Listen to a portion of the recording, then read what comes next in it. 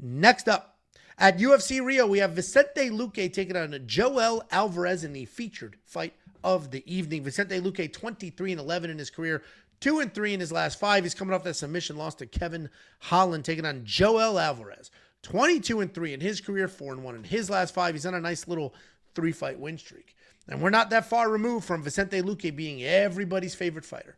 Going into the Bilal Muhammad fight, everybody loved Vicente Luque. This guy's the best future world champ. Then he gets out-wrestled by Bilal. Then he gets a brain bleed to Jeff Neal.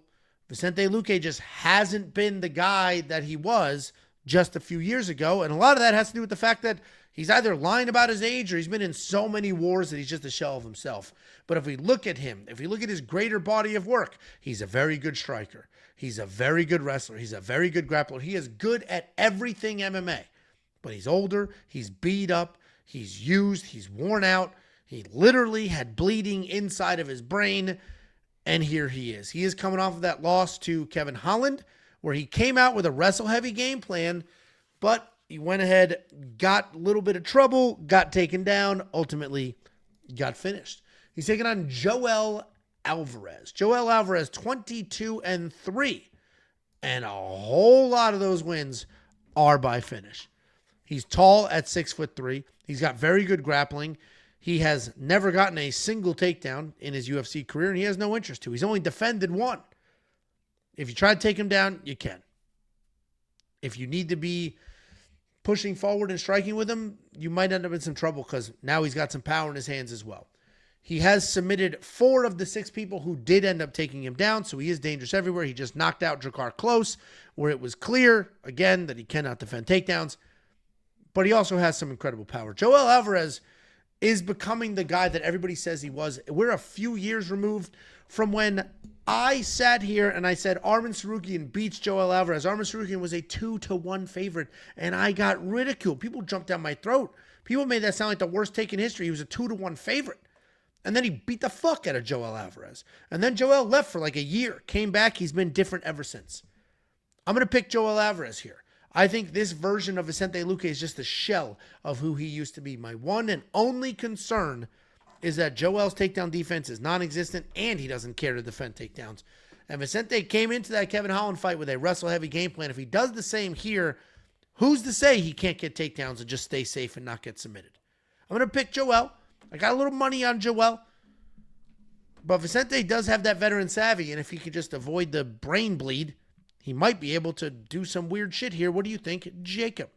Yeah, it's an interesting fight for his welterweight debut. Obviously, he should be the favorite here. He's long range. He got crazy Muay Thai elbows, knees, incredible fucking grappling as well. So I get the odds.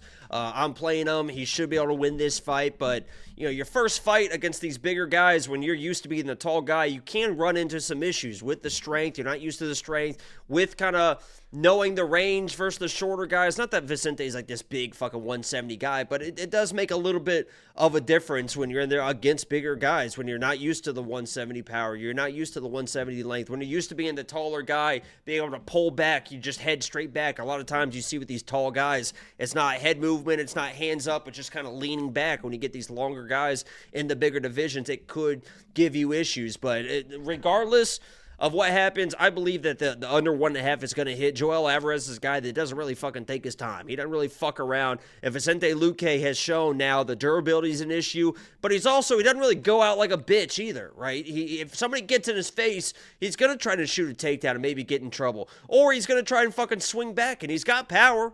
Vicente's got power, and maybe Joel gets a little bit too aggressive. He throws that big overhand right. He's able to land something against a taller guy. Crazier things have happened than Vicente Luque coming in and finding a knockout against a tall guy in Joel Alvarez. But Joel is a guy that gets after it. I fully believe that something is going to happen in that first round, just the way that he fights and the way that Vicente kind of responds to he kind of matches energy. And typically when you're matching energy against Joel Alvarez, it doesn't really go your way.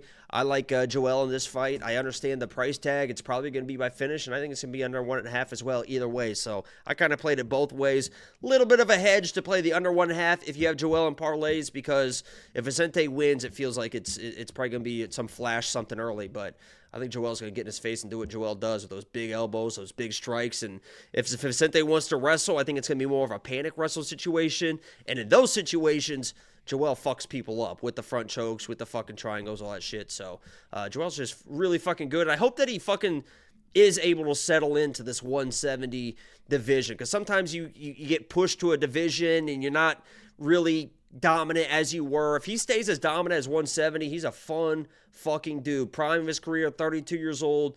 He's going to be a lot of fun. So I kind of hope that he does do what he's supposed to do. Yeah, it will be a fun fight. It's a very interesting fight for sure. A couple different plot lines. Is Joel that guy? Can Luque still be that guy? And obviously the odds and most people are all over Joel here. I am as well.